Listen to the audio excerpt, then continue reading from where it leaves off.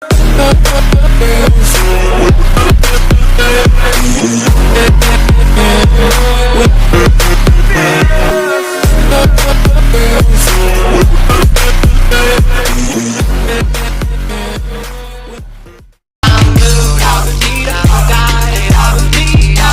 บายดีมาพบกับพวกเรา SNT Studio เนาะมื้อนี้พวกเราสิมาเฮ็ดคลิปบ่ได้หัวก็ถือว่าแพ้เนาะ อันสิเริ่มเดี๋ยวนี้เลยเนาะ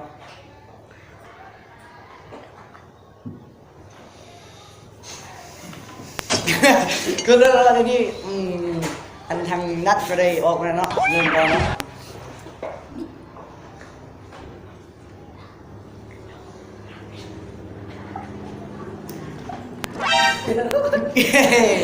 นี่คือเราต้นตัวได้ออกมาแล้วเนาะ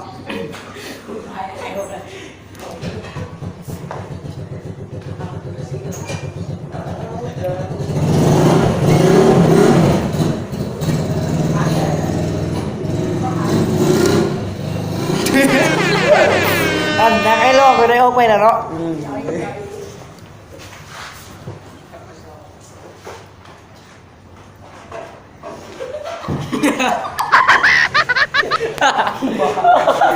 ไม่ใช่เลยนี่ก่อน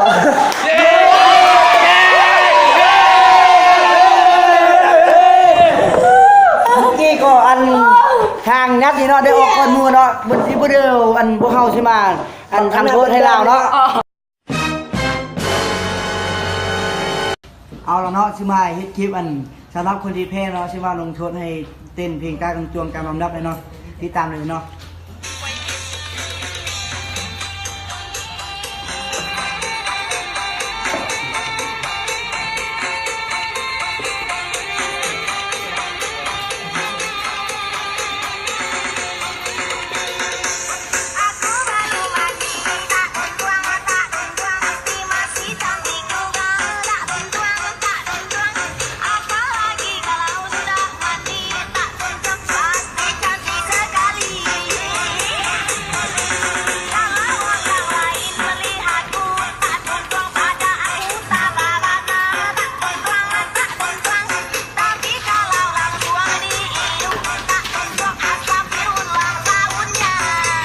มาตรงนี้เนาะ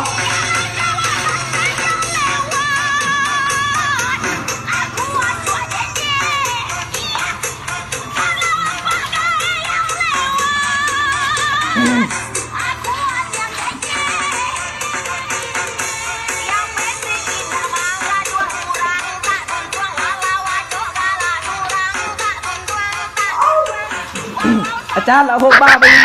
ไอ้แดงมันเมายากันยุ่งของจริงแล้วเนาะต่ออีกเพลงหนึ่งคือเพลงหมอลำใส่ย่อเนาะจะเป็นอะไรก่อนติดตามเลยเนาะ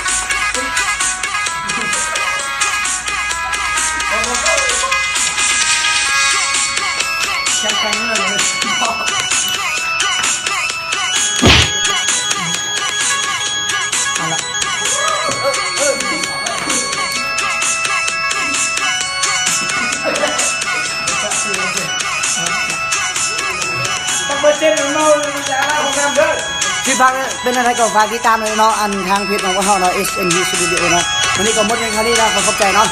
บ๊ายบาย